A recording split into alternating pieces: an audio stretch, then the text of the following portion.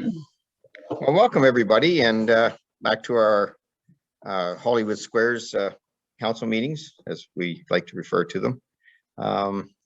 But we're hopefully coming along the path, and one of these days we'll be able to be together again. But we're still being a little more cautious. So, especially when we have lots of people wanting to do public meetings tonight. So this is going to work out fairly well for that, I'm hoping. So I'll call the meeting to order and disclosure any pecuniary interests under the Municipal Conflict of Interest Act. Don't see any, that's good. So moved by Councillor Anderson, second by Councillor Dirksen, that the minutes of the Town of Minto, September 7th, 2021 regular council meeting be approved. Anybody opposed? Carried, okay. Additional items as disclosed for other business. Judy? David? Somebody else had Ron? Okay, good. And we got we have a delegation, and I thought Janet was going to be here. I'm being told now that I'm going to do this. I don't know, it's up just because it's my tournament, I guess, I don't know. But normally Janet is here, but do we have our Dale is here from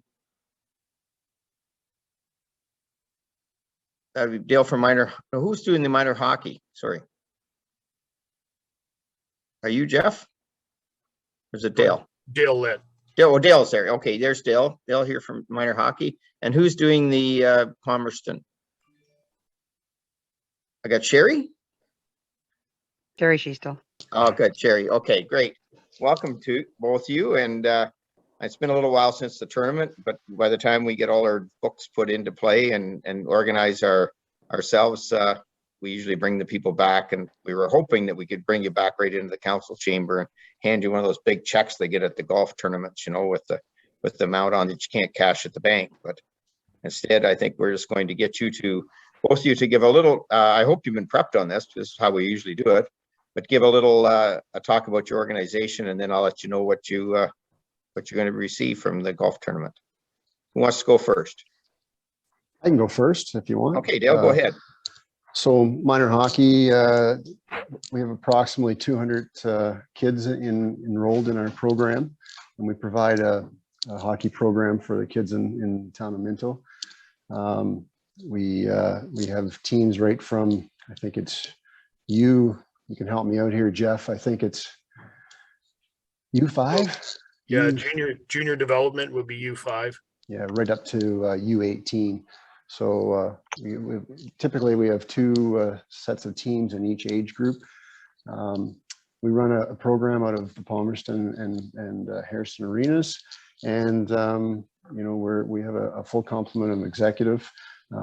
Jeff Gunson and Sean Cowan are our presidents this year. I'm the past president, and we really appreciate our partnership, I'm going to call it, our relationship with the town of Minto, because through COVID, you guys have really worked alongside of us and helped us out a lot, and we do really appreciate that.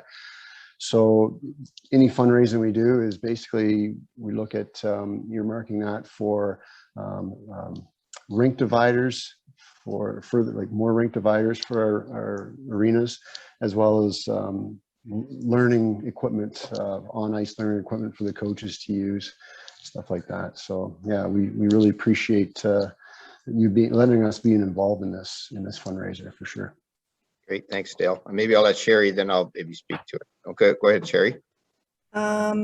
So as part of the Palmerston Public School, we would just like to thank everybody, the mayor, the town of Minto, and all the community donors for organizing and supporting this event. The funds we raised from this tournament will help us immensely as we work towards our goal of purchasing a new creative playground for the students of Palmerston Public School. The creative has long exceeded its expected lifespan, and it requires expensive yearly repairs and maintenance. Based on its current age and condition, it's a very real possibility that the board will condemn the structure and mandate its removal at a moment's notice. Every year we're getting quotes and that on upgrades and things that need to be fixed. And right now, Palmerston Public School is home to over 400 students who deserve a safe, enriching outdoor space. And unfortunately, the Upper Grand School Board provides no financial support for the playground purchase or installation. So every money, all the money that is raised, it's going towards that, and so we really appreciate all of the support from the community on helping us raise money for the playground. Thanks, Sherry, and thanks, Dale. And I just want to say, when I started this tournament 11 years ago, I was hoping that we'd raise a bit of money for each of the groups, and we thought we'd do it this way, that we'd have different groups every year, and sometimes over years some groups have come back, but overall it's just to help out small groups like yourselves that couldn't necessarily run a golf tournament for a fundraiser because it gets pretty complicated and a lot of expense. So we really enjoy, I know Janet and Quinn helped again this year, and quite a few of the staff here helped as well, and we're so pleased that we're able to give you both $6,000 each. That's what we were able to raise this year. And I have to say, the sponsorship came through really well. We had way too many golfers. Pike Lake was very nice about allowing us to bring more golfers in after we closed it down. But then I think we wanted 36 teams and we got 40. How much was it, Quinn? 48 or something like that, 45 or something like that. Yeah, And, we were about 10 over what we 10 were over, supposed to. yeah. And that really helped. But again, really appreciate that all your work as volunteers in our community. That's what the strength is in our community, is the volunteers that help out with I know the minor hockey needs it this year because you've had a rough year, and I know, Sherry, that this has been a project. I talked to Jackie on it, and this is a project you've been working on for a while. And I hope you get and I hope you get to your end goal as soon as you can, and appreciate that. And thanks very much for coming today and participating. Thank you so much. Thank you very much. Have a great night. Bye-bye.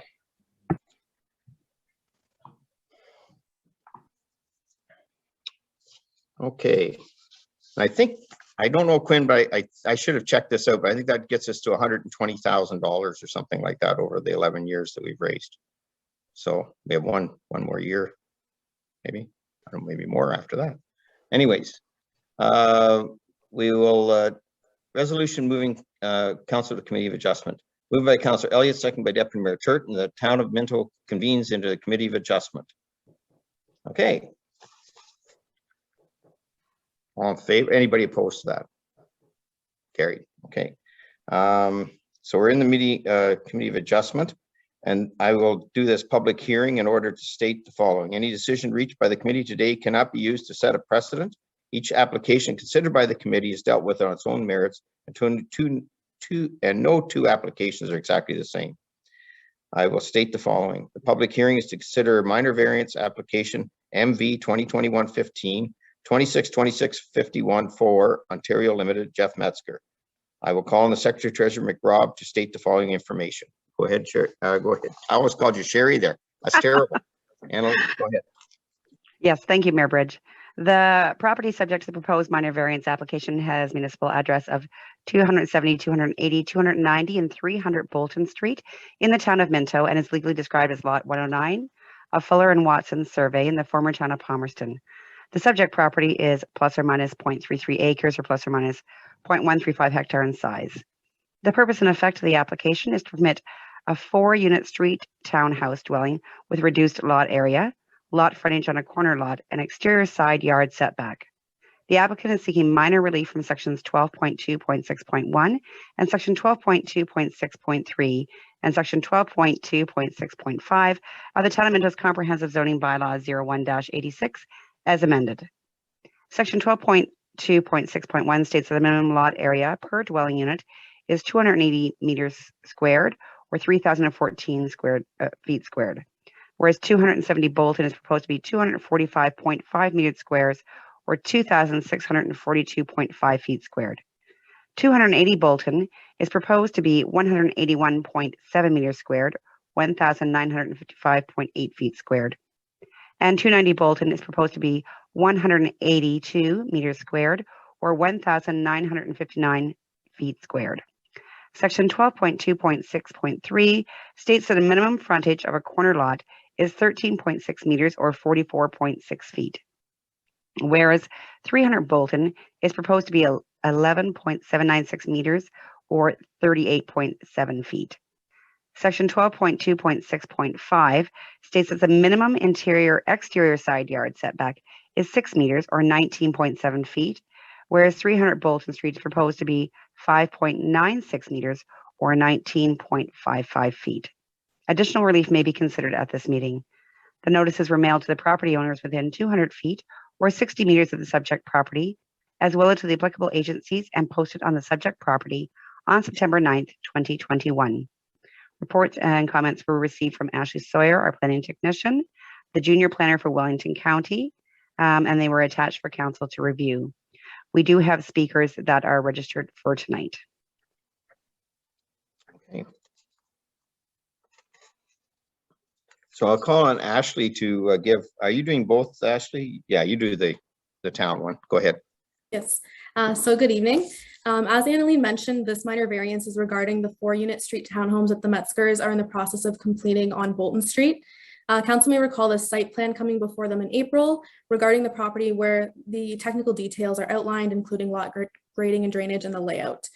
So the developer is now looking to subdivide the townhomes onto their own lots so that they can be sold with distinct and separate ownership. To do that, we had to have a legal survey submitted, which, when completed, outlined the proposed lot configuration and determined that minor relief is needed for the lot fabrics.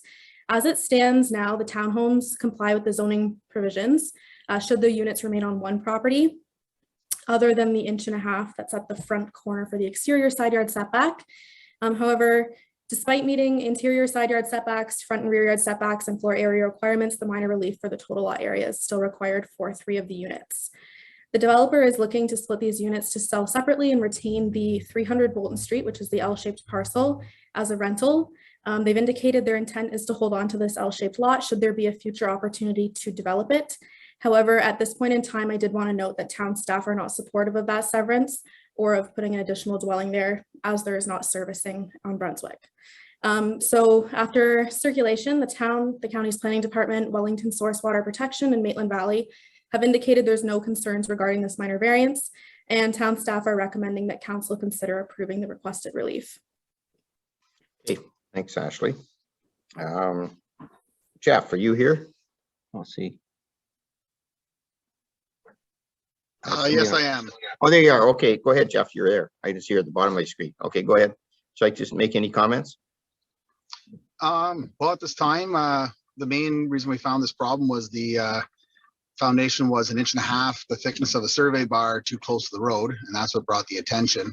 The square footage of the properties, we thought all that was going to be okay when we did the lot layout and all the design, because we were actually able to get another full unit when we turned on the other street. So that's where miscommunication was on that. But mainly it's just for the inch. We got to get that 1.5 inches approved, as the closings were the end of September. That's my only concern with it. I do want to keep that portion. The neighbors actually, we've been negotiating back and forth, and he might add it to his property in the future, or I can just sit on it. But at this time, the lots were met the minimum backyard size and were sold as such. And it also allows me to control access for people for their landscaping, their lawns, their decks, so there's no neighbor disputes. So I think it will work out well. Okay, thank you. And I have some speakers. I'm not sure, Annalene, if they're all here. Andy, and did you want to speak? I know you sent a letter. Oh. So I see Andy's on. We'll just give him a moment. Yeah, give him a moment to get organized there. Yep, he just needs to unmute himself.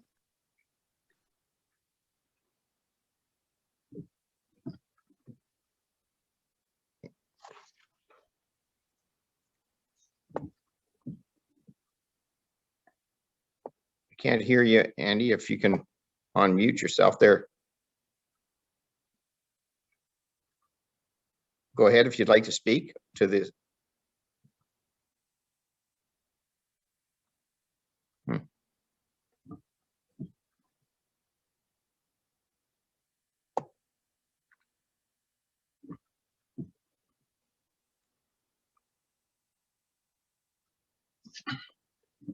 Okay, I just worked see if Andy can get going on his stuff. If I don't see, I have Elaine and Lloyd Scheistel. I don't see them on there. So they are Andy? not on there. I believe they had some questions that were answered by Ashley, but they would like Okay. to know information All right. afterwards. And I Jeff know. Defoe is I the other have one. spoke with them as well. Okay, and I have Is that- Jeff Defoe. I don't Yeah. see Jeff. No, and he's not on here either. Okay, so But we do have Andy. who Andy's is- here, but we can't seem to get him going here.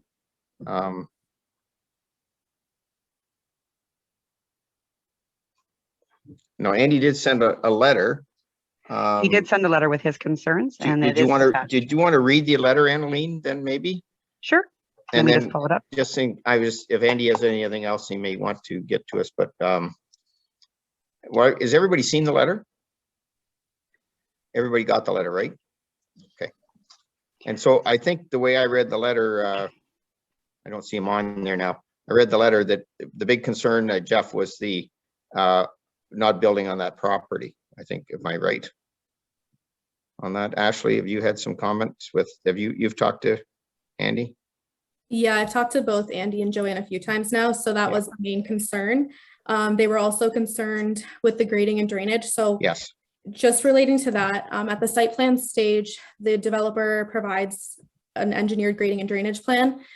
We have our engineer review it and request revisions. So that is to the satisfaction of the town. And we do hold on a deposit until all facets of the development, including the grading and drainage, are to our engineer's satisfaction as well as ours. So I just did want to point out too that our engineer and public works department are aware of concerns in the neighborhood and they're monitoring them. Should we have to implement minor changes to mitigate any water flow, we will be able to do that. So Okay, I got Andy back here now. So though I just wanted to touch those two items because I thought those are two concerns. Andy, can you speak to us now? Hello? Through you, Mayor Bridge, it does show that he is unmuted, but Yes, I see that, but we're having connection problems. he's showing up on mine still as under an attendee. Well, I got him here now. He's down in here, connecting to audio. Hello, Andy? You're muted now. he is in a couple times. So Yeah, I see that now. if we can try maybe promote the other one that says Andy Klonikowski.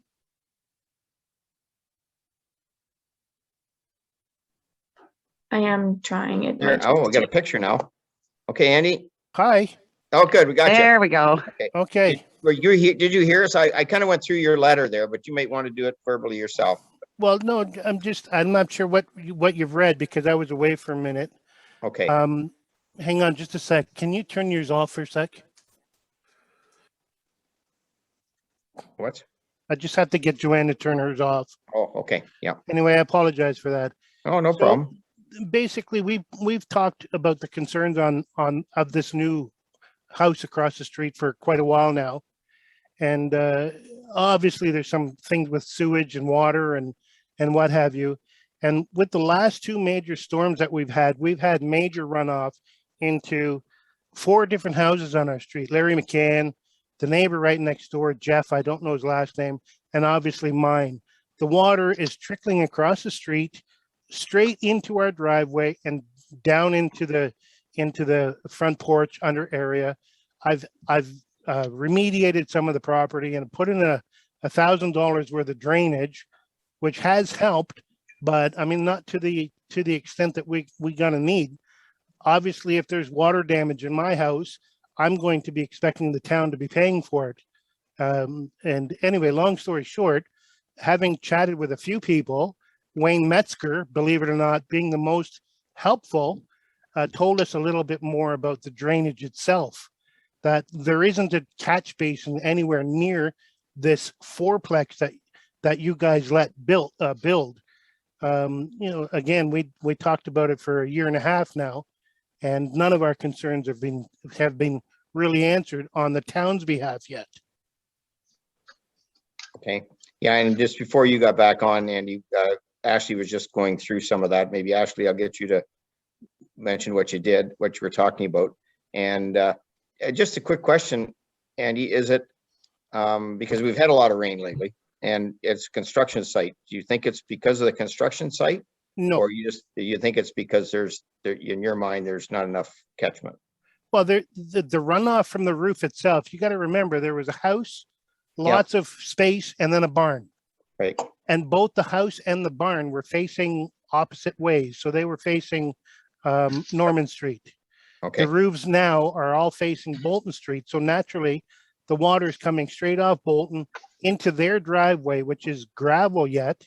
And soon it's going to be concrete, which is going to cause more runoff. But to answer your question, there isn't a catchment basement there. They've already taken off the asphalt from the road. It really hasn't helped. Now we're just getting a little bit, but not near as bad as it was the last 2 major rainstorms. Okay. So Ashley, did you want to just comment? And so that was in your letter, kind of, Andy. So that's what we read because we weren't sure we were going to get you back on. Yeah, here. sorry. And so Ashley maybe wants to say the same thing she told us. Go ahead, Ashley. Yeah, so there is an engineered grading and drainage plan that'll have to be complied with as part of their site plan agreement. So that's where you get into the technical aspects, not necessarily to do with the variance in the lot fabric. So we do hold on to a deposit for all facets of development, including the grading and drainage, to be completed to our engineer's satisfaction before any money goes back. I did want to do that. Our engineer is aware and he's been out on a few site visits as well as our public works department. So we're looking into potential minor changes to mitigate any water flow. And as you mentioned, we don't want it to worsen with the asphalt. So something we're aware of and we're certainly working on, and it pertains more to the site plan than the variance. Okay, so you said minor changes. What are the minor changes? There has to be some kind of catch basin, right? Could I speak on this, Mr. Bridge? If you want, Jeff, I go ahead. So in the design, there's actually the middle of the road is actually going to be higher than the sides in the final asphalt. So that'll prevent a lot of the water from flowing from one side of the road to the other. And that's the way it'll go back to. And that'll prevent any water from this side going across the road, or majority of it.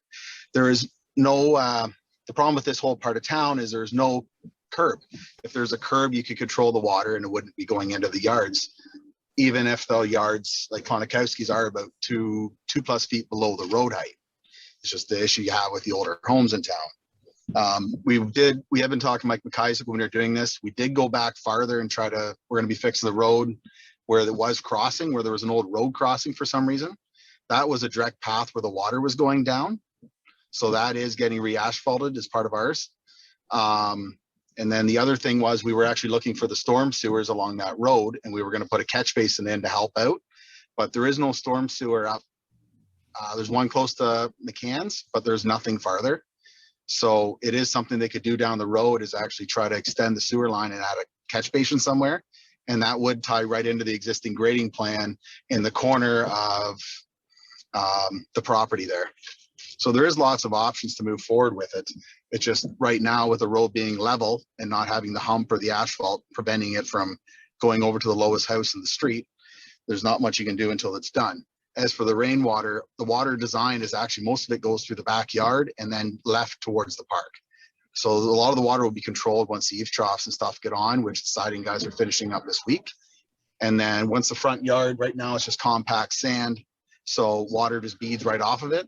Once we get the topsoil on the grass, then you're going to be absorbing a lot more of the surface water, and it should be a lot better.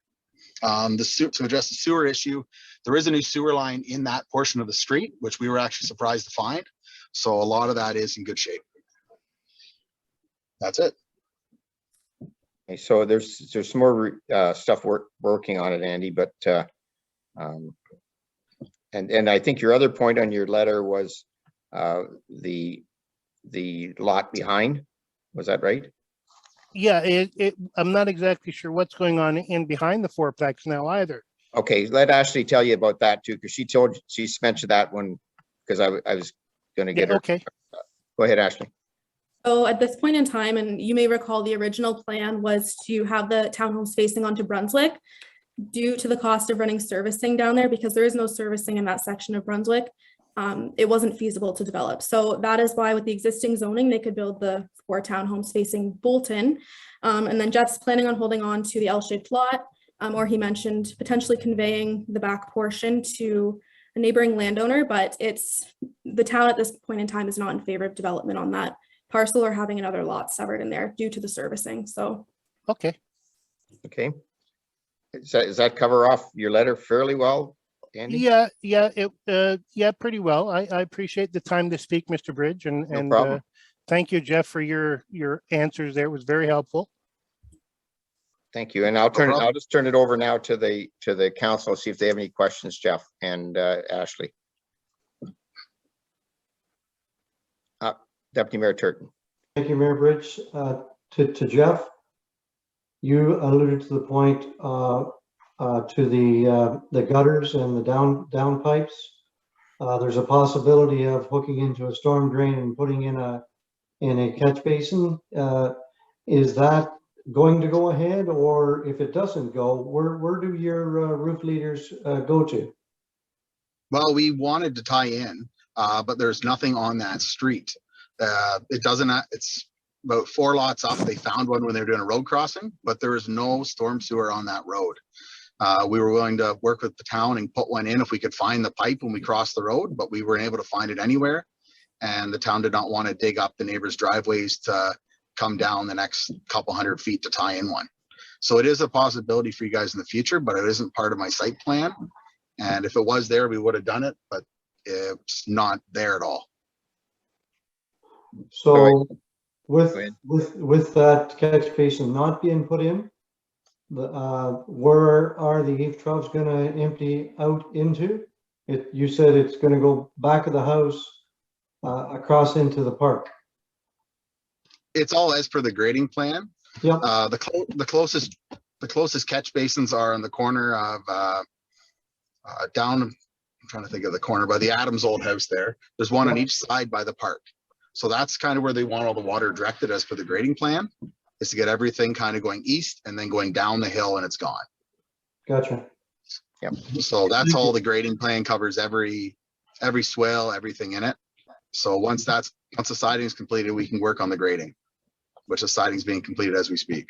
Yeah. Okay. Councilor Elliott. Yes, Ashley, this is for you. I'm under the assumption that no one's going to be allowed to move ahead with this building or getting occupancy until such time that the drainage is satisfactory to the engineers. And part of that drainage would be that they're not allowed to run water into the neighbors. Is that correct? So they can get occupancy, but they won't get their site plan deposit or their building permit deposit back until the grading and drainage plan is to our satisfaction as well as our engineer's satisfaction. So we do hold on to quite a chunk of change regarding that as an incentive, essentially, to get it done. But part of that rules usually are when we allow the drainage to go ahead, then it won't be going into the neighbor's property. Is that correct? No. And in terms of all the technical aspects, that's probably something that Terry or Chris Clark could speak more to. Okay. But it is according to an engineered plan, and they did go through quite a few revisions as well. So. Okay, thanks.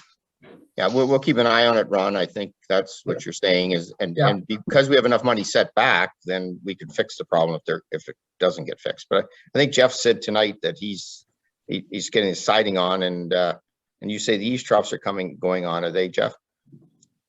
Yes, as soon as the fascia and siding's finished, the eave trough goes on. Yeah, and then the water's into where we're going. Yeah. Yeah. Okay. Can I make one more comment? I don't know. Go ahead, Andy. Yep. I think, Jeff, just down the street, I think 3 houses in the front lawn, there's a catch basin there. You'll see a bunch of shrubs there. I think that's the one the town found, but they didn't want to dig up they didn't want us to dig up all the neighbors' driveways. Okay, perfect. Yeah, that's a bigger thing to deal with. Okay, awesome. Thank you very much, everyone. Okay, thanks, Andy. Anybody else got anything? Again, these are units that we need in our town. So I'll just I got notice of decision here, Annaline. Yes, through you, Mayor Bridge. It sounds like perhaps I should read the approved one. Again, this is not about the site plan. This is just about approval for the minor variance. Yes, for the minor variance. May I read that out? Yep. And then you can see if there's a mover. That Town of Minto Committee of Adjustment approves the application by 2626514 Ontario Limited for property legally described as Lot 109 of Fuller and Watson Survey in the former town of Palmerston with municipal addresses of 270, 280, 290, and 300 Bolton Street in the town of Minto to provide the relief requested as outlined from section 12.2.6.1, section 12.2.6.3, and section 12.2.6.5 of the town of Minto's comprehensive zoning bylaw 0186 is amended. Relief is granted to permit the 4 street townhouse dwelling units. Okay, did you have a mover and a seconder for that? Deputy Mayor Turton and Councillor Gunson. Anybody opposed? Carried. Great. And then I will finish off by saying anyone wishing to receive a copy of the notice of decision of the Committee of Adjustment in respect to the minor variance application must make a written request to the clerk of the town of Minto at 5941 Highway 89, Harrison, NOG 10, or email at annaline@town.minto.on.ca. Now officially adjourn the meeting. I got my gavel back. Sorry, Councillor Anderson. Okay. Moved by Councillor Gunson, second by Councillor McKenzie. The Town of Minto Committee of Adjustment convenes into the Committee of the Whole. Anybody opposed? Carried. Okay, notice of engineers report, municipal drain 69. I'd like to chair the public meeting. I'll call on Clerk McRobb to state the purpose of the meeting. Go ahead. Thank you, Mayor Bridge. The purpose of this meeting is to consider the engineering report prepared by Dietrich Engineering Limited, dated July 26, 2021, for drain number 69-2021. Notice of the meeting were sent to 11 landowners along with copies of the report. As well, copies of the report were circulated to town staff, Ministry of Agriculture, Food and Rural Affairs, Saugeen Valley Conservation Authority, and Fisheries and Oceans Canada.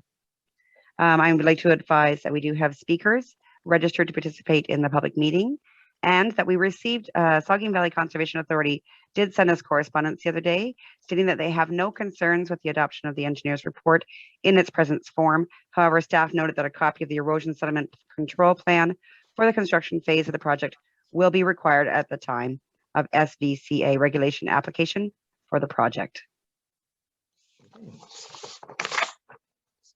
Yes, and I'll call on Bill to, hi, Bill.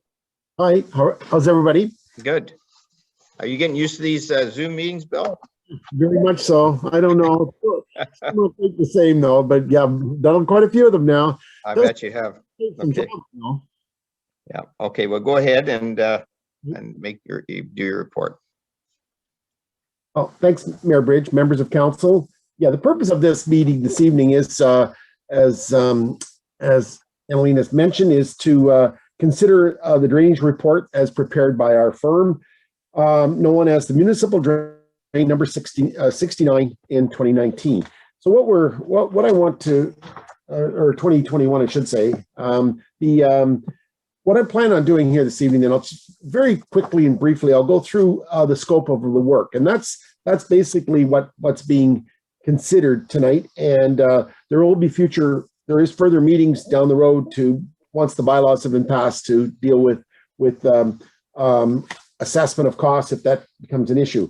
But typically, what we've got in this report here that's been circulated to all the landowners on this project is there's a plan and a set of drawings at the back of the report. I'm going to refer to, when I'm making giving the review for this proposal, I'm going to refer to the first drawing, which is the overall plan, which shows the location of the drainage system and the drainage basin that it serves. And the project is divided into 3 different parts. We have the outlet for this drainage area is referred to on report as the main drain open portion of the project, and that's the green line that's shown on the plan.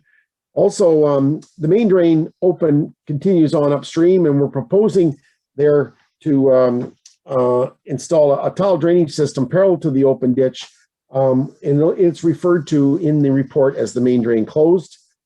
And the other part of the project is the red line on the drawing, which is the another open branch, and it's referred to as the A drain.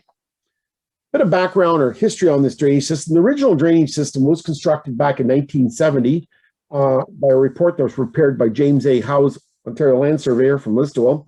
And in that report, the main drain was constructed at that time, which consisted of an open channel. The open ditch was 8,830 feet in length. And also the A drain was constructed as well, which was 3,675 feet of open ditch. The outlet for this drainage system is into municipal drain number 2. We've had some various meetings have been held on this project. So I'm not going to spend a lot of time and go through how we came to the final design here, but through these meetings and correspondence with the landowners, this is our proposal. And it started off with an on-site meeting, and then there's been, I believe, there was 2 other information meetings or public meetings held on the drain, as well as a draft report was mailed out back in January of this year to all the landowners on the project once the final design was completed. The design then basically, as I mentioned, is 3 parts. The first part is the main drain open. We've estimated the cost of this work at $225,300. And this includes the construction, the allowances that'll be paid to the landowners for damage under sections 29 and 30 of the Drainage Act, and also the administration costs for this part of the project. The open drain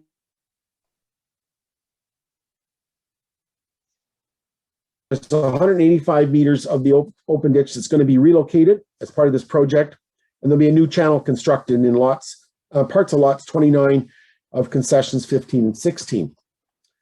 There's two farm crossings being installed, new crossings in the drain as well in the open portion of this project. One's on the Binkley property. There's a new 1,800 millimeter pipe going to be installed there, and another 1,800 millimeter laneway crossing on the numbered company property, which is on the Gray Farm. Also the road culvert under it's presently under on line 14 on the 14th line will be replaced with a new 1,400 millimeter pipe. The open ditch construction and clean out of this drain, we designed the ditch with the side slopes and dimensions shown on the drawings. The drain will be completely hydroseeded and mulched with buffer strips on both sides of the open ditch. So that basically covers the work that's being proposed on the lower portion of the drainage system, which is will be known as the main drain open. On the main drain closed, we're due to the instability of the existing ditch, especially upstream of the 14th line. It was decided to install a closed drainage system, and you'll see it in the report. It's referred to as the main drain closed. The estimated cost for this part of the project is $394,500, and it's going to consist of the installation of 1,953 meters, almost 2 kilometers of 200 millimeter to 500 millimeter diameter tile. The tile was designed for a 1-inch drainage coefficient. The drain commences at the upper end on the Mervyn and Mary Ray property, which is in the south part of lot 28 of concession 14, and outlets into the main drain open on the Gray property in lot 29, concession 15. There's also going to be a new subsurface pipe installed on the 14th line as well, and this is all part of the construction of the main drain closed. The last part and the third part to this project is the work that's going to take place on the A drain. A drain, we've estimated that at $114,900, and it consists of the construction or the clean out of 1,111 meters of open ditch. A new 12-meter length of culvert will be installed on the numbered company property in lot 29, concession 15, and also there's a new 1,200 millimeter diameter pipe required to replace the existing culvert on the A drain on the town of Minto road allowance on the 14th line. We've estimated that part of the project to $114,900. So if we add the three parts together, that's the total work that's being planned here for Drain 69. So that's a quick overview of the work that's being proposed here. And if there's any questions regarding of the work, I'll be pleased to answer those. Okay, thanks, Bill. And we have some people signed up, registered to speak, so I can open it up to who wants to go first. It doesn't. Does somebody want to put their hand up or just give me a shout? Through you, Mayor Bridge, I see that we have promoted a few people. Okay, so Mervyn? If you wanted to start with Mervyn, we can ask him. Or Kevin. I got Kevin here first. Okay, sure, Kevin Gray. Okay. I don't know if it's Kevin, but that's what I've got on my screen. And there he is there, so we can. Oh, there he is. Hi, Kevin. Yeah, it is Kevin. Okay, go ahead, Kevin. Yeah, I've got Barry and Marion here also. Oh, perfect. I see they were on the list as well. So, okay, go ahead. Yep. The one comment I had to make with the dirt that's coming out, as far as where it's getting carried to, it doesn't need to leave the properties. Like if it gets piled on ours, and we'll look after that as far as it goes to save some money. So. Okay, is that directed? I direct that to Bill, I would imagine, Kevin, and about the drain being filled in. Yeah, as far as the material that comes out of the drain, there will be material required in the section that's being relocated. Obviously, the material that comes out of the new channel will be used to backfill the existing ditch that's there. Along the section of drain on A drain and the main drain, typically the material is left along the ditch bank, and if you don't want it removed from the site, it will not be removed. So if you typically with the excavated material, if it's just from bottom cleanouts, it's just leveled along the ditch bank. But that's something we can discuss at the time of construction to see how you like that material taken care of. Okay, yeah, just from before with meeting it with Greg, he said it was going to have to be carried away due to the slump. Okay, in any event, if there's any material that has to be hauled away, so you want that contracted out, you look after that. Yeah, we can look after moving it away from there. Okay, good. That's good, Kevin. That's a good. And yeah, go ahead. Barry here. Go ahead, Barry. What are you doing with all the brush and stuff along that? There's quite a bit of brush and trees and everything along that old ditch, or after you make the new ditch. They're all along the side of that ditch. There's an awful lot of brush and trees. Yeah, expect on these open ditch projects now that the contractor that's before he cleans the ditch out or reconstructs the ditch, that the brush gets mulched, and so that'll and then the ditch gets cleaned out. Now, any of the large trees along the drain, typically the specs call for those trees to be cut and piled and put in piles where that won't interfere with the landowner's operation along the ditch there. So they're usually put on the right of way where the ditch is being cleaned. But well, that's fine. We just don't want the stuff there, and I just wondered what you did with it. So. Yeah. Okay. Because every time you go to get a burn permit with that type of stuff, you want it 10 by 10 by 10. Well, you can't get her 10 by 10 by 10. Right. Okay. Good point, Barry. Okay. Anything else? Not right now. Okay. Good. Thank you. Thank you. And who have I got next? Gerald and Jill. Whoever. We'll just give them a minute. Yep, get them. They are unmuted at this time. Yep. Hi there. Hi guys. There they are. Okay. Yeah, we're both here. Jill. Thank you for allowing us the opportunity to speak.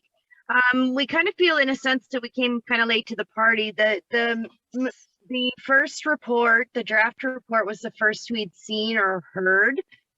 So we do have a couple of questions. We did speak on the phone to Mr. Nanskaville and also to Mike McIsaac when we got that first report.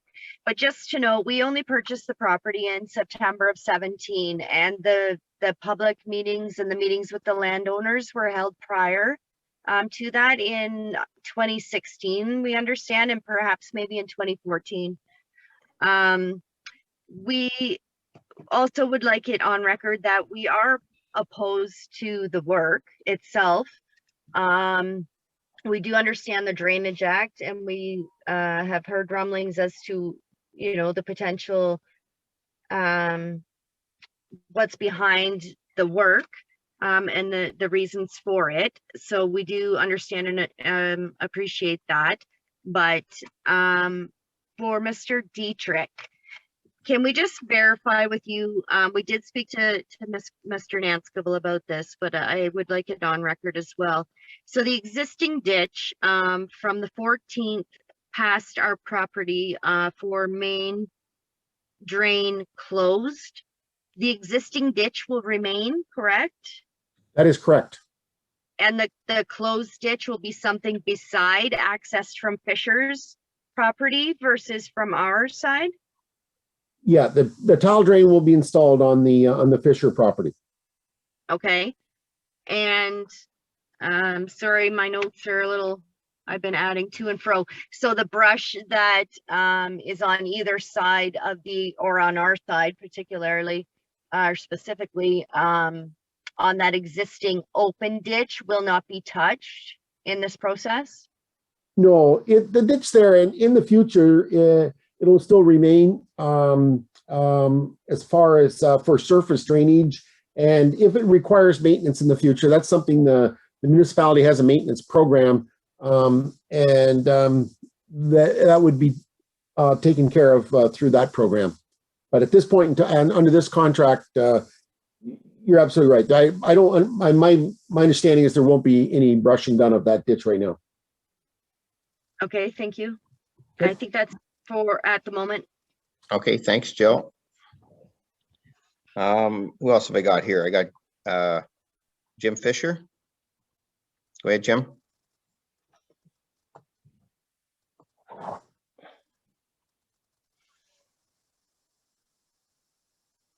Can you unmute yourself, Jim? Or somebody can unmute Jim. If he's there, or if he wants to speak. Oh, there he is. Okay, go ahead, Jim. Oh, there you are. Finally got on. That's all right. So the tile that runs on our property, it's going to drain water, right? It's like it's cement, but it's not completely sealed. It will drain the water around the tile, right? That's correct. Yeah, no, it's not a sealed system. It's going to be concrete field tile butt end joints wrapped with geotextile filter material. So it's you're absolutely right. It does provide drainage and provides an outlet for all your existing subsurface drainage would be connected to the new tile. How does that connect?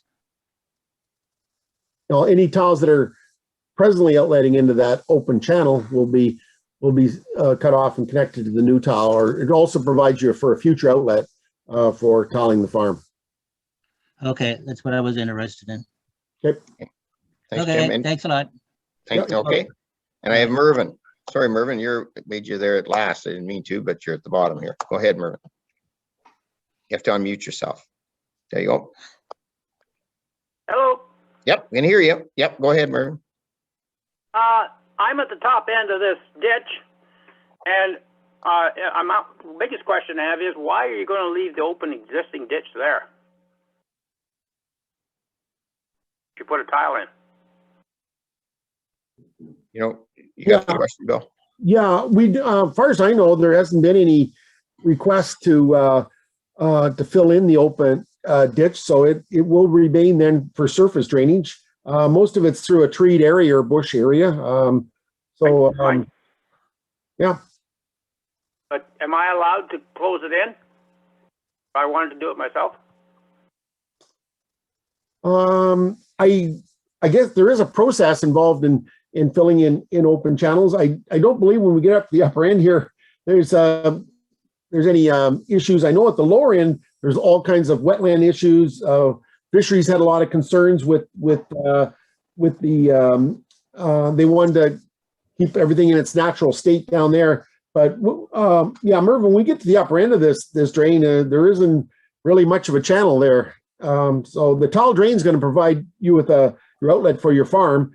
The open ditch is just there for let surface water off and convey it downstream. So, Well, I know when they went to clean it out a few years ago, I'll say maybe 6 or 7 years ago, they were complaining about all the brush in my ditch. They had to clean out first before they could do the clean out. And I just think it'll all grow up if there's no water running down it. mm-hmm. I'm on the top end. I'm not going to affect somebody north of me. No, you're right. Yeah, you're very upper end of the channel. There's not much ditch left when it gets to your place. Yeah. Just for safety reasons, I like to close it in because I've had issues where wagons of silage and stuff go into an open ditch, and I don't like an open ditch. That's why I want to go for the tile. Mm-hmm. Okay, well, I guess, Bill, you can take that with Mervyn and just check it out, but. Yeah, I will. Yeah. I'll check to see if there's going to be any issues there, Mervyn, but yeah, basically, once we get to the top end, it's just serving you only. So there's a possibility there that that's something you want to do privately and not be charged back to the drain. That's something that we can have a look at. We'll have to get back to you on that if there's any concerns there. Okay. Now, I got one more question. Go ahead, Merv. Yeah, go ahead. Kind of a timeline you got before you're going to start doing the actual construction? Well, just to go through the process, the rest of the process and of these drainage reports after tonight's meeting. If this report is acceptable, the town of Minto will be passing a provisional bylaw. It'll be giving it first and second readings. That'll be circulated to the landowners. If there's no objections and no appeals, the next step on that would be to give the bylaw third reading. And then we'll be looking at calling for tenders in the meantime to have the tenders open and received by the municipality. Once the appeal periods have passed, and then the contract can be awarded. So we're probably looking at, I know all these drainage contractors too, just like everybody else in the industry right now, has been a lot of activity in the drainage business, and they're all quite busy. So we're probably looking at timelines as far as construction. We're looking at next year construction now. Okay, because there's some trees. You want to put a 20-foot or 20-meter section in my bush. I was going to cut down all the trees and get the wood out, and then you can do what's left when you finally come to do construction. So I just want a kind of idea when you're coming. Okay. Yeah, no, you can, if they're in our way of constructing the drain or building the drain, you can, you've got a bit of time. Yeah, well, that's what I want to know. Okay. Okay, thank you very much. Thanks, Marvin. Mike, I didn't ask you, but I thought Bill was handling it, but Mike McIsaac, did you want to make any comments for the town or? Oh, I think Bill's got it covered pretty good there. Okay. Yep, for sure. Okay, and Annaline, I had one other person, but I don't see them on here. I did see that we had a Rick and Deanna Hubert. I do not see them as an attendee. If they are an attendee, they did not change their name. I do see people in there that I don't know what that name is. Okay. So fine. I do not have anything else from there. Okay. Is anybody else on the that needs to speak that hasn't? I basically I'll turn it over to the council now. If you have any questions, I'll have the council if they have any questions. Deputy Mayor Turton. Yeah. So Bill, thanks for your input here. It's been very interesting. These drains seem to take a long time. I mean, you guys have started back in 14. Could be over shortly. Is that pretty normal, Bill? Oh no, it's not normal. No, this one seemed to take longer than most drainage projects. But you're absolutely right, though. They, I've been at this quite a while. Years ago, a year or two, and you'd have a drain out the door and built, but. Those days seem to be gone. Approvals are taking a lot longer. There seems to be a lot more input required. In this case, even we had to get external assistance to get DFO approval, and all this time, all these reports take time. And I don't know. Yeah. So to make a long story short here, yeah, it shouldn't. This isn't quite normal, but a year or two is not uncommon. It should be, up to 3 or 4 sometimes, depending if there's complications on the project. But typically, but usually a year or two, you should be able to get a drain built. So, Bill, there hasn't been a lot of pushback from the farmers. It must be something that is needed out there. Yeah, absolutely. Yeah, this drain is. in need of improvements, and Michael vouch for that. So it's more bureaucracy. The DFO are usually really quite slow. Well, I don't want to blame everybody, but everybody involved. Well, and Thank Deputy you. Mayor Turton, you'll remember that it was this drain, I think, that we went to the ministry on, and we had a meeting with Ernie Harneman and talked about the fact that, and I don't want to put Bill under the gun here because he has to work with these people, but when they changed the rules and moved it to the federal government on fisheries, and the fisheries, they gave them the job, but didn't give them any more employees. So in fairness to them, that was the problem. And through FCM, I know we've worked on it, and supposedly, I don't know, Bill, one of the questions I was going to ask was they're supposed to have ratcheted up the number, because this is not just in our area, it's across Canada that we have these drainage acts and these drainage concerns. And it's the same thing. It's being held up with all the reports that have to be done, and then the people that are actually doing the reports, there isn't enough of them to do them, and that just delays everything. But I remember this one.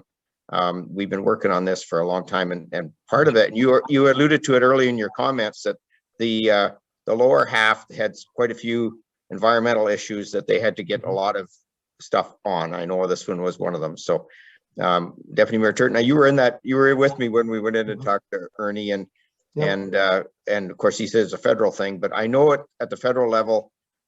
Over the last couple of years, we've been working on with the fisheries, trying to get them in. They supposedly got more staffing. So I don't know, Bill, if it's got any better or not, but it is getting a little better. I wish we could just deal with one biologist. We're working with DFO, but a lot of times from start to finish, we could be going to 2 or 3 or 4 different biologists. If they could just delegate certain biologists to a certain area, that would certainly would help us a lot and help the municipalities out quite a bit too. So well, and you know what, we'll take that up as well. Right. There's only a certain amount I can discuss. Yeah. Anyways, any other questions? Yeah, Barry, agree. Oh, go ahead, Barry. Yep. I have a concern with sitting listening to you people talk. If this is just another meeting of you people talking again and not getting anything done. And you said promised and promised so much. And I know your Mr. McIsaac there is knows what I'm saying. And I just like to see where we're going and get this job done. Well, absolutely. So Barry, if we pass the 2 things tonight, then the next step is, I guess it's just the financing, that you'll have one more meeting, I believe, Bill. Yeah, that's correct. And then we can get it going. For that. We're going to pass this tonight, I'm hoping. Okay. So Bill, will it be for sure basically not till next fall before this is being done? Because I'm just asking because either I plant wheat or I don't. Yeah. Okay, I hear you. We should, well, that's if I get instructions from the, and I'll discuss this with the staff and council about calling for tenders. But if we call for tenders this fall, we'll have a pretty good idea when they open tenders, when the contractor, we always ask them to give the municipality a starting and a completion date on the project. And we'll know who the contractor will be that gets the job. So I would suggest we call for tenders, and then you'll know, and all you got to do is check with Mike or myself, and we can let you know who's being awarded the job and when they're planning on starting it. So you'll know what to put in there. But you still are thinking of planting wheat. I mean, it's you need to know. Yeah. Excuse me, it's Jill Mackin. May I speak for a moment, please? Yes, Jill.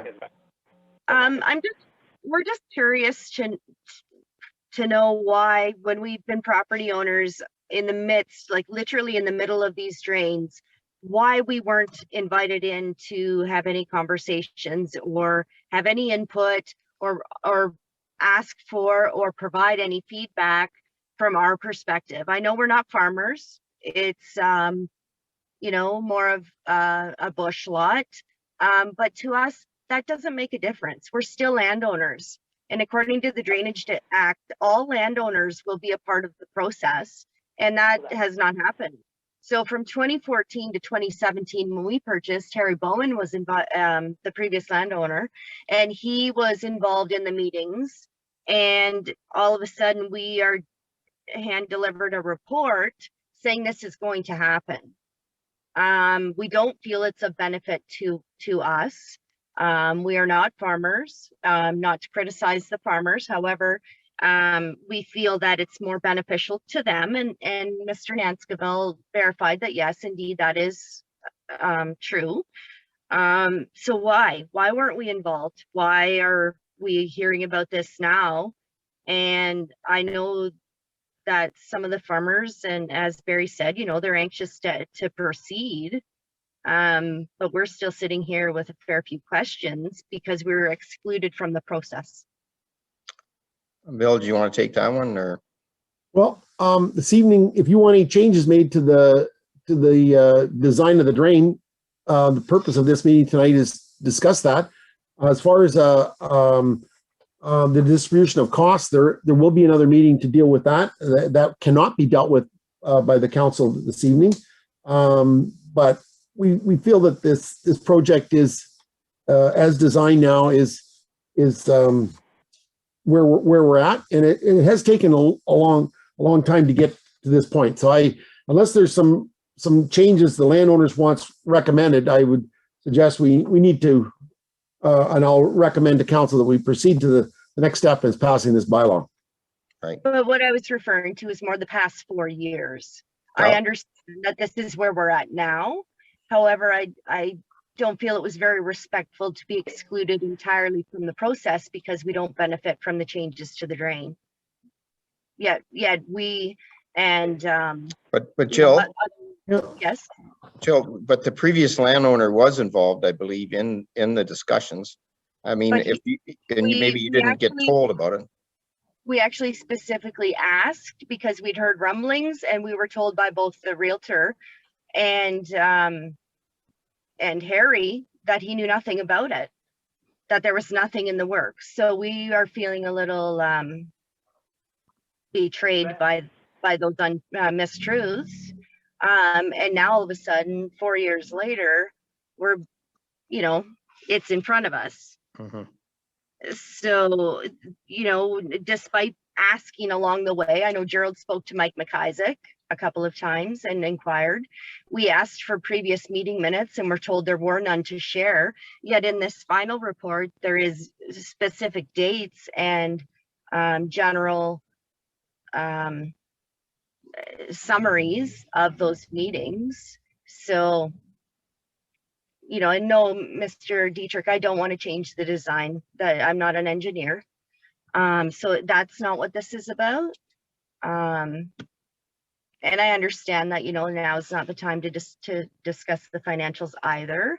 However, I just ask that council consider the fact that not everyone's eyes were wide open going into this final report. Right. Thanks for that, Jill. And sorry for that you were in the dark on it, but Yeah. Everybody else on this drainage program certainly was aware of what was happening. Yeah. Okay, so Councillor Dirksen, did you have your hand up? Yeah, go through my property. Oh, sorry, Merv. Did you want to talk, Mervin? I can't see you. Okay, go ahead. I'll get you first and then Councillor Dirksen. Go ahead, Mervin. No. Okay, Councillor Dirksen, go ahead. Well, I was just going to ask, I mean, this drain has been going on for a really long time, but I don't know how much action, like, has it been kind of stalled for the last 3 or 4 years? Like, I'm not sure there's really been a whole lot happening.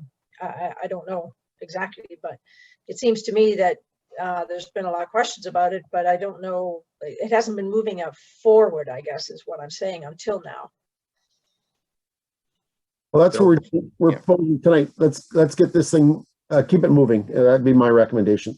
Yeah, I agree with Bill on that. I think we got to move it on. Jill, you'll still have another opportunity from a cost standpoint, I believe, to have another meeting on costs and what everybody's costs are. Yes, we understand that that's the next yeah. the next phase as well. As you say, I and- mean, I think they've designed it best they can. I'm not an engineer either. I would assume they spent quite a few years trying to figure this all out. So Yeah, I gotta and we figure- appreciate that, and we're not trying to be ignorant in any way, shape, or form, or rude. And Councillor Dirksen, I appreciate you saying that. Just so that in 17, when the property did change hands, it may have been, it certainly would have been appreciated from our perspective for someone to say, hey, listen, this is in the works, just a heads up.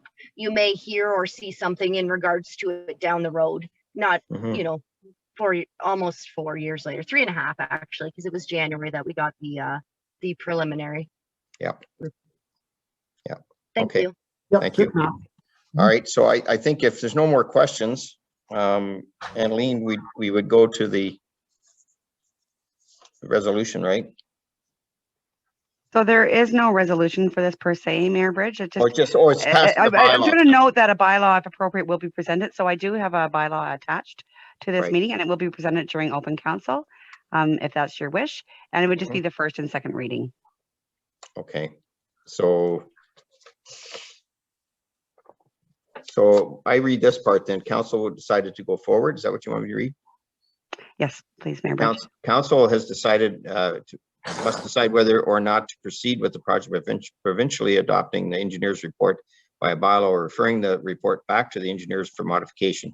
There's no right to appeal the assessments or other aspects of the engineer's report at this meeting. These appeals rights will be made available later in the procedure. And then Clerk McRobb will note by bylaw, if appropriate, to present it during the open council if that is the wish of the council. So that's what we're going to do at this point in time. We're going to take it to the bylaw there. Okay.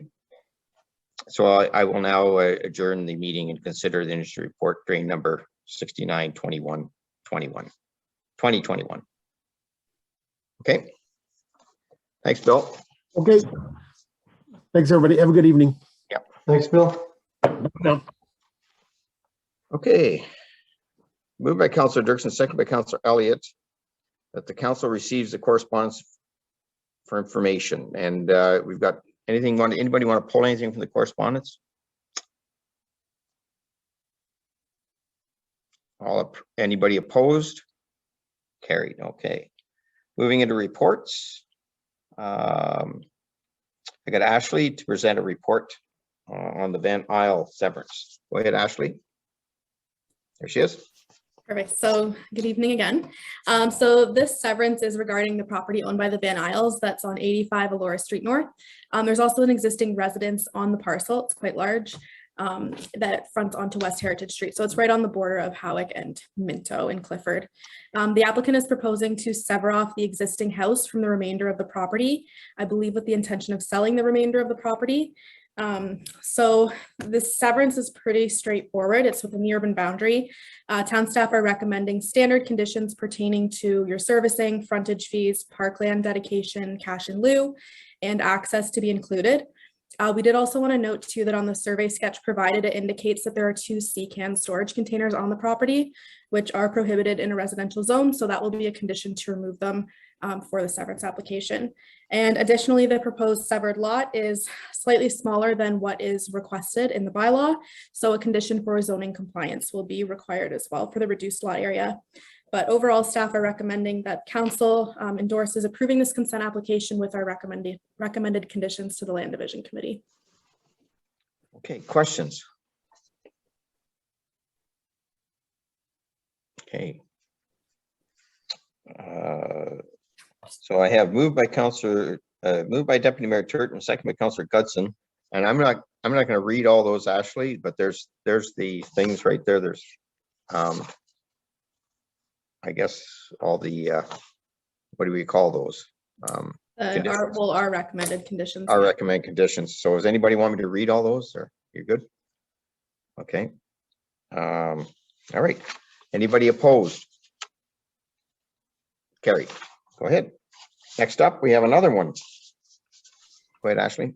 Yes, so this one is another severance regarding a property owned by The Robinsons and the Metzgers are helping them out with it on Jane Street. So initially, this developer was looking at doing the severance a few years ago, but at that point in time, the parcel was not within the urban boundaries, so that put the severance to a halt. With the Palmerston urban boundary expansion that we recently completed, it brought this parcel in, so now the severance is able to proceed. So that being said, it is already designated as residential by the county's official plan, and there is site-specific zoning at the town level that would permit for a single detached dwelling on each lot. Currently, there's a hold provision in place with the zoning that can be removed once a development plan is prepared to the satisfaction of the town, as well as showing building locations and general structure layout. This hold provision can only be lifted through bringing this back to council. So again, this will be addressed through a condition imposed, and then we are recommending standard conditions as seen with other severances for servicing the parkland dedication, cash in lieu, frontage fees, and access. And we are recommending that council endorses approving this application with the conditions to the Land Division Committee. Okay. Questions? Okay. I had a mover and a seconder for that, did I?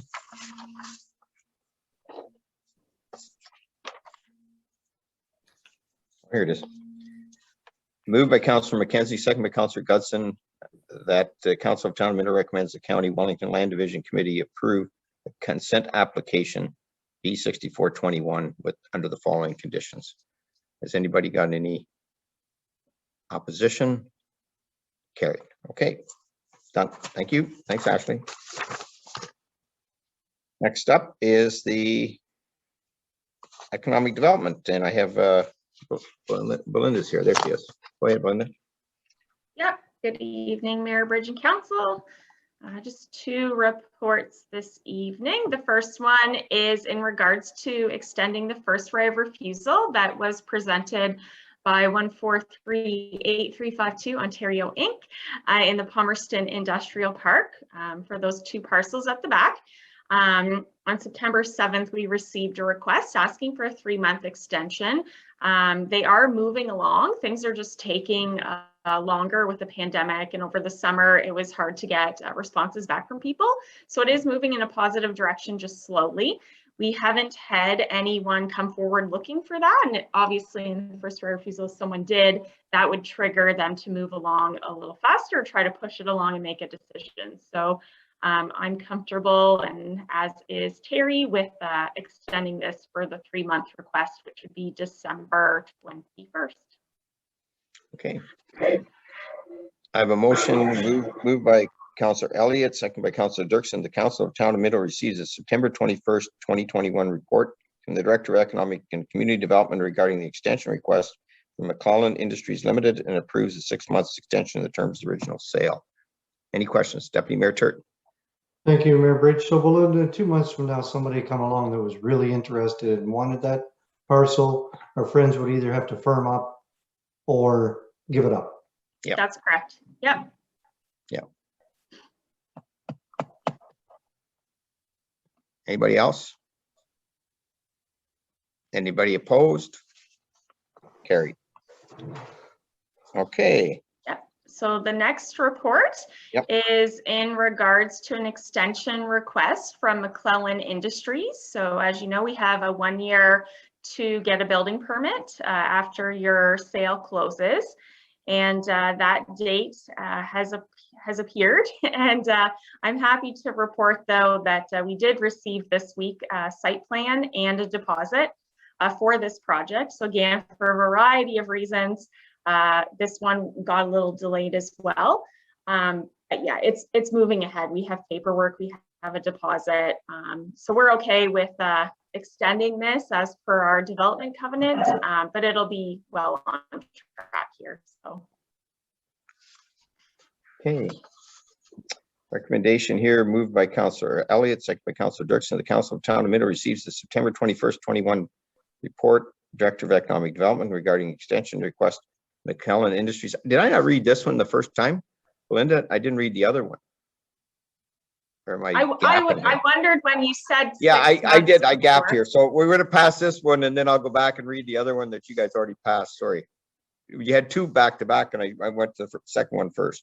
McClellan Industries and approves 6 months extension of the terms. Anybody opposed? No. Okay, let me go back and read the other one. Moved by Councillor Anderson, Deputy, and second by Deputy Mayor Turton. The Council of Town of Minto receives the September 21st, 2021 report from the Director of Economic Development regarding the extension of the first right of refusal agreement for 1438-35-2 Ontario Inc. for 420 and 460 Minto Road and Palmerston Industrial Park, and grants the extension. Same kind of thing, but a little bit different wording. Okay, anybody opposed to that? No. So good. Everybody's good. We're pushed that right along there. No problem. Okay, now we're into road closures. Thank you, Mayor Bridge. Yeah. Go ahead, So they're just Annalee. temporary road closures for events, so it's a good news item. The Harrison Rising Committee is planning a Halloween haunt on Friday, October 29th from 6 to 8 p.m. So they're going to be trick-or-treating, food trucks, outdoor seating, and music. So we're looking to close down on Laura Street South from Arthur down to Mill Street. They will be closing it from 4 to 9 to allow time for setup and takedown. And then the All Aboard Palmerston Committee is planning a Kris Kringle Outdoor Market on November 25th from 4 to 8 p.m. The Christmas shopping, food trucks, and fire pits, warming stations. They'll only be closing a portion of Jane Street from Main Street down to the end of the CIBC parking lot.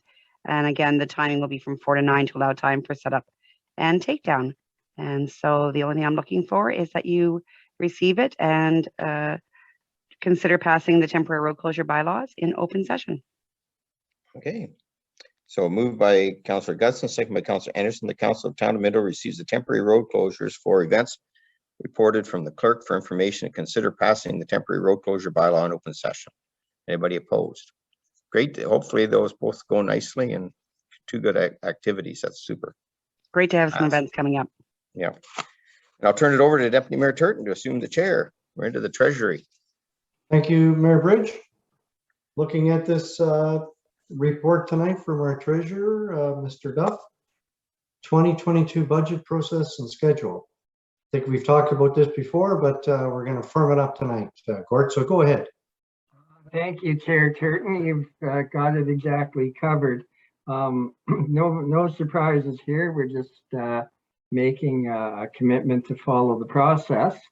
So as you know, we're going to try and do our budget this fall.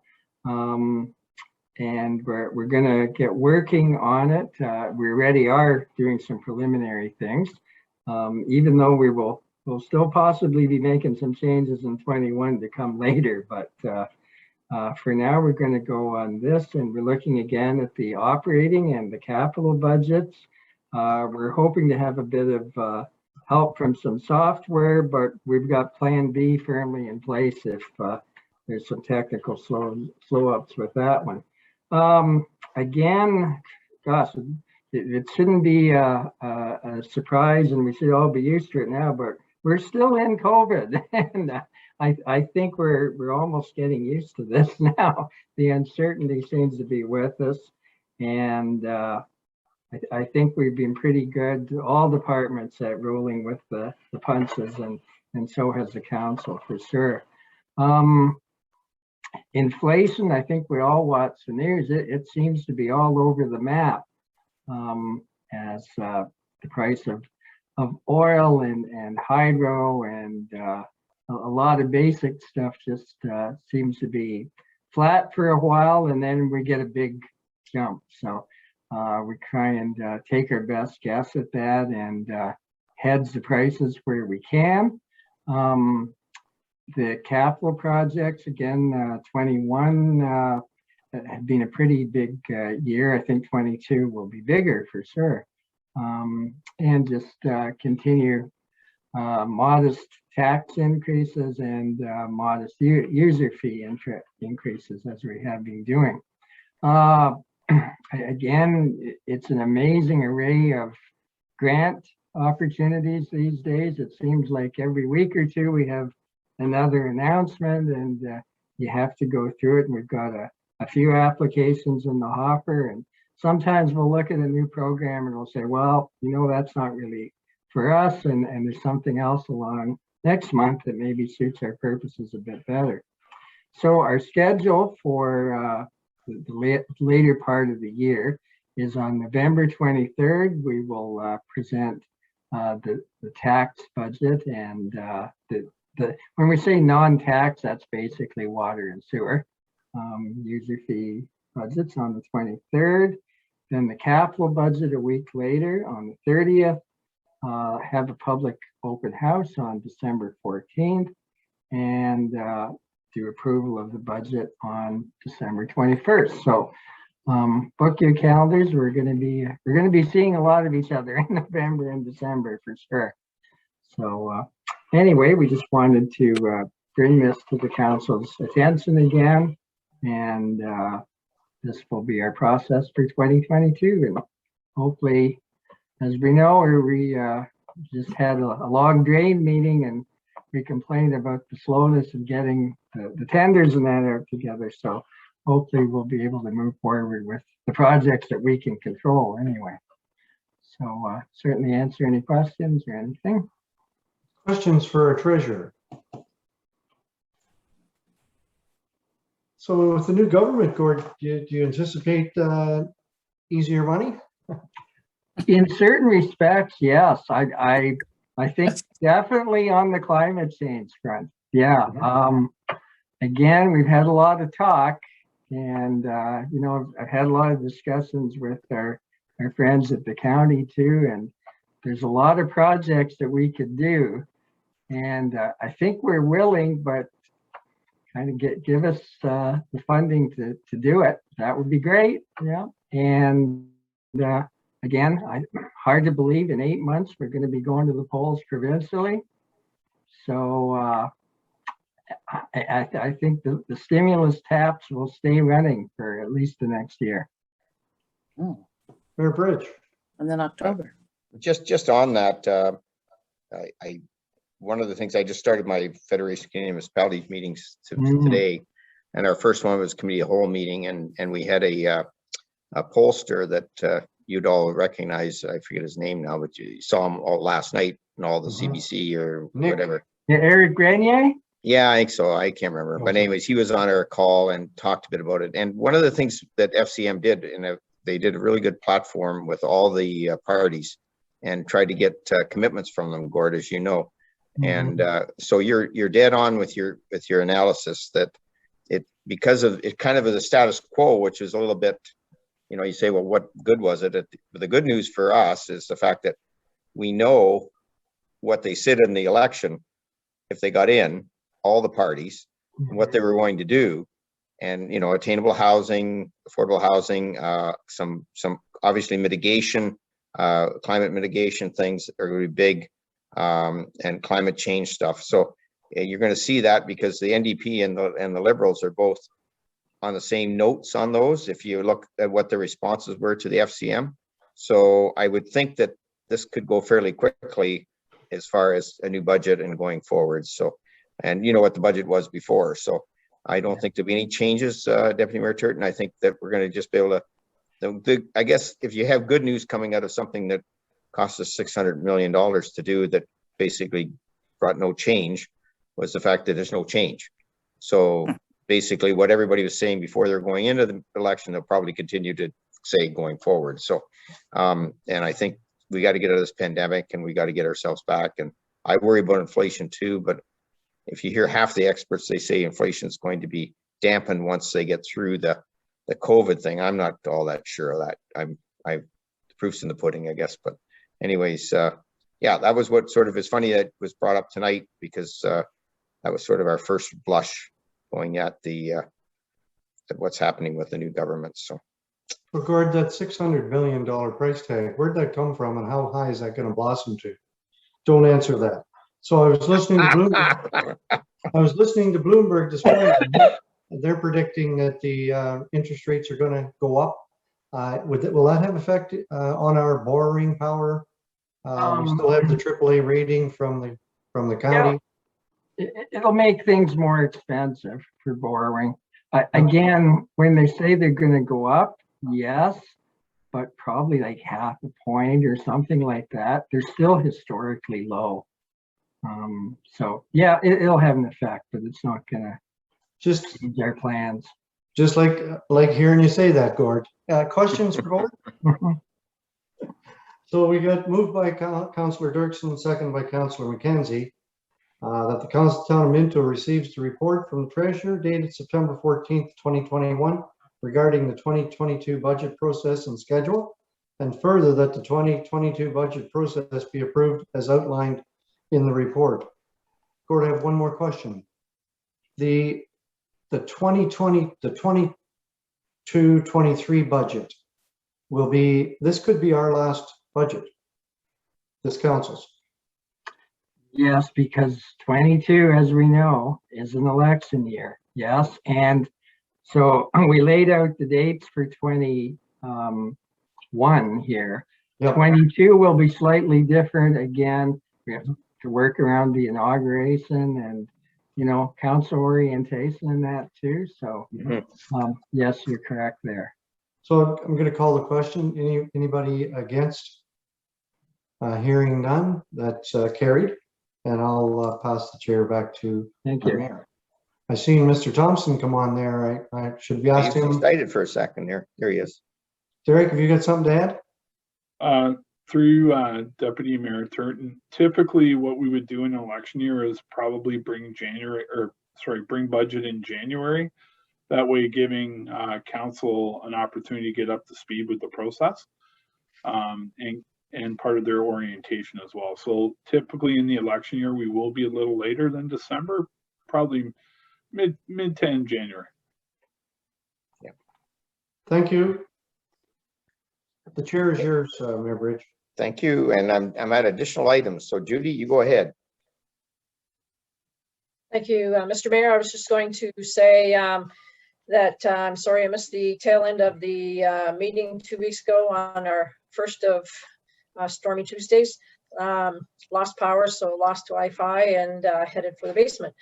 But one of the great things about having our meetings done in this way is you can look back and see what everybody did after I had to take off. So anyways, that's kind of an advantage, I think. And so anyways, and then the other thing I wanted to say was Louise Marshall Hospital. I attended the opening last week, maybe the week before now, I'm not sure. But anyways, construction is completed, the new ER and the new ambulatory care and the new oncology units. And it's a very nice space. The staff talked about how efficient it is and how how beautiful the space is and so on. And anyways, yeah, and I know it's not in Minto, but certainly there are lots of our residents that call Louise Marshall Hospital their home hospital. And so just wanted to bring that to your attention. And you've probably read about it in the papers now, but anyways, it's a very nice space, and it certainly is a huge improvement over what was there. Well, Judy, my doctor's over there and I have to go there when I go, so get all my stuff. I don't want to necessarily go unless I really have to, but maybe if I'm visiting somebody else, maybe, or something. But it was a terrible situation before. There were certainly needed renovations. So I'm looking forward actually to see it, but hopefully not because I have to be there. Right. That's all right. Okay. All righty. And I got David next. Yeah, thank you, Mayor Bridge. So everybody's aware that the Mets Pumpkin Fest is this Saturday. The invitation, I believe, Annalene passed it along to everyone. This is something that James does every year. It's James Coffey's farm. He's having a picnic, family activities. So it sounds to me like it could be very interesting. I've made myself available on Saturday morning to help take the pumpkins down with Paul, but I will not be staying for the afternoon. And I was kind of hoping that somebody else might be interested in going. All the protocol will be in effect. So, I mean, I think we're fairly well protected. According to Paul, he wasn't sure exactly how big the pumpkin was that won last year, but he's quite proud of the pumpkins that we have grown this year. And pretty big one, I think, Deputy Mayor Turton. I can't remember. It was, I think, Mayor Linton won it last year. I think it was between him and our MPP. Okay. So MP, Mr. Oh, is it Mr. Oh, Chong? maybe. Yeah, maybe you're right. Yeah. Maybe you're right. Yeah. Oh, Look pretty big. anyway, if there's anybody that's interested in going down, it's the address. I'll resend this stuff again to anyone. If not, David, are we just sending down our biggest one? That's all we're doing, right? so we don't know yet. Oh, So we're waiting for James to respond to let us know. Maybe we won't be sending any if we run a tape measure around it or whatever, and it's not big enough. He might say, no, thank you. I don't know. okay. So I mean, the other thing Paul's asked for, I mean, there's a few pumpkins out there. Yep. There's likely, there could be a dozen. Paul has asked if anybody wants to pass them along to him. He can use them throughout the town, which is likely a good thing. Mhm. And I mean, I'm going to recommend to Mr. Metz, Mr. Coffey, that we would like to get involved again next year. And maybe now we've got a year under our belt, we can have some sort of a competition amongst us. Well, I thought we were. So what was it? Yeah. So I think everybody was supposed to put in $100, and Yeah. the biggest pumpkin was going to get 400, and this number 2. I'm waiting for the weigh-in before I put any money up.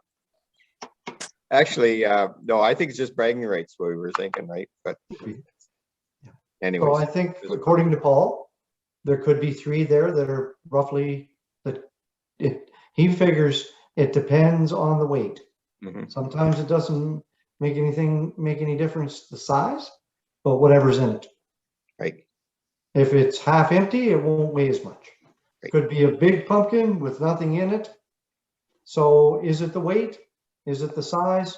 Paul's in the process of finding that out. We haven't had a response from James. Right. So Judy, you could actually stuff yours with something because it's got a big hole in yours. So you could put like lead in there or something. It's mush. No, it's mush. It's gone.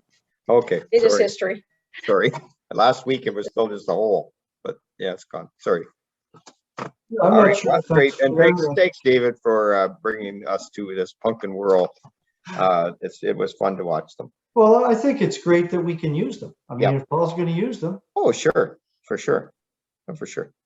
Ron.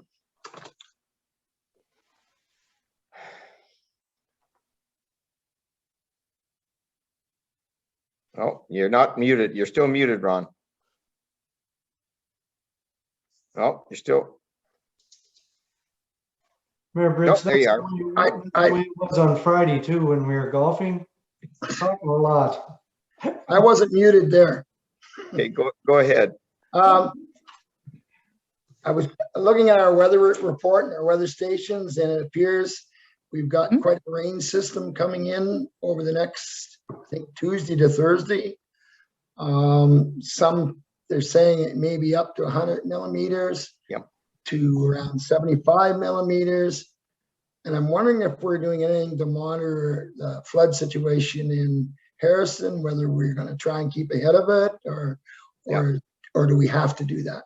Well, I've had a chance to talk to Derek, but he's going to bring you up to speed. That's a good question, Ron. And I think, Derek, did you want to talk about you? And you've been talking to Mike and the Public Works people.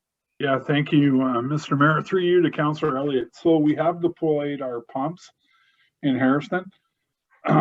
Also, we've been in contact with both conservation authorities for updating modeling on the potential sort of direction of the water. Right now, as of 4 o'clock today, they weren't overly concerned about over top a bank in the river. However, they put a caveat on that, and the caveat was that they're going to do updated modeling in the morning. So we will be reacting accordingly with the updated modeling. And I know Mr. McIsaac's on the call, and maybe he can give you a further update more than what I've just provided you. Mike, did you want to? There he is. No, there's not a whole lot more to that. The one major concern at this point is if we get a large volume of water in a time, that's when we're going to see any sort of flooding. But with the volumes they're predicting, as long as it's spread out over a longer period of time, we shouldn't see anything too major at this point. So Mike, do we monitor that like 24 hours, or how do we, all of a sudden you wake up and there's rain on your roof? Yeah, no, we do continually monitor it, and the wastewater department, they continuously get alarms throughout the 24-hour period with rising levels or anything like that. So we're in constant communication that way. And then the MVCA, they keep a close eye on everything. And if there is concerns that they're seeing as well, they do phone contact us as well, with Harrison being a high priority area for flooding. So, yeah. Okay, thanks. I'm glad we're looking at that, because we don't want to get caught with our. No, we've got our eye on it. Deputy Mayor Turton. With our clothes on. Yeah, thank you, Mayor Bridge. So it was the MVCA that alerted us back June 23rd, 2017. Steve Jackson is all over that all the time. I mean, he's a very astute man when it comes to flooding. He teaches the class to a lot of the CO, the conservation authorities. So I know he's pretty proud of that software that he has, and he's looking after us. Yep. Thanks, Deputy Mayor Turton. Okay. Anybody else? Anything? All right. Good. Moved by Deputy Mayor Turton, second by Councillor Elliott. The Committee of a Whole convenes a regular council. Anybody opposed? Carried. Any notice of motion? Seeing none. Moved by Councillor McKenzie, second by Councillor Dirksen. The Council of Town of Minto ratifies the motions made in the Committee of the Whole. Anybody object? No. Passed. Bylaws. 2021-75 provisional bylaw for municipal drain number 69, 2021. Moved by Councillor Anderson, second by Councillor Gutson, that bylaw number 2021-75 provide drainage work for the town in the town of Minto known as municipal drain number 69, 2021 be read first, second time and passed open council. Anybody opposed? Carried. Okay. Moved by Councillor Elliott, second by Councillor Anderson, that the bylaw number 2021-76 to temporary closed roads in Harrison on October 29th, 2021 for the community event be read first, second, and third time and passed open council and seal the corporation. Anybody opposed? Carried. Moved by Councillor Gutson, second by Deputy Mayor Turton, the bylaw number 2021-77 to temporary closed roads in Palmerston on November 25th, 2021 for the community event be read first, second, and third time and passed open council seal the corporation. Anybody opposed? Carried. Moved by Councillor Dirksen, second by Councillor Elliott, the bylaw number 2021-78 to confirm the actions of the Council of the Corporation of Town of Minto respecting a meeting held September 21st, 2021 be introduced, read in first, second, and third time and passed open council seal the corporation. Anybody opposed?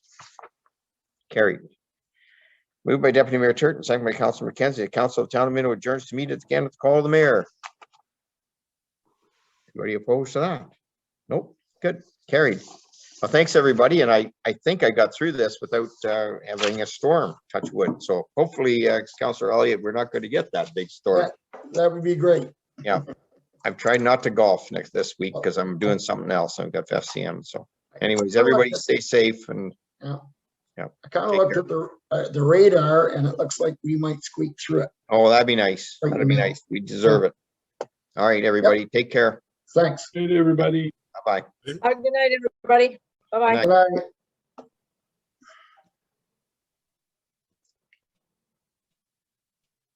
Last to leave.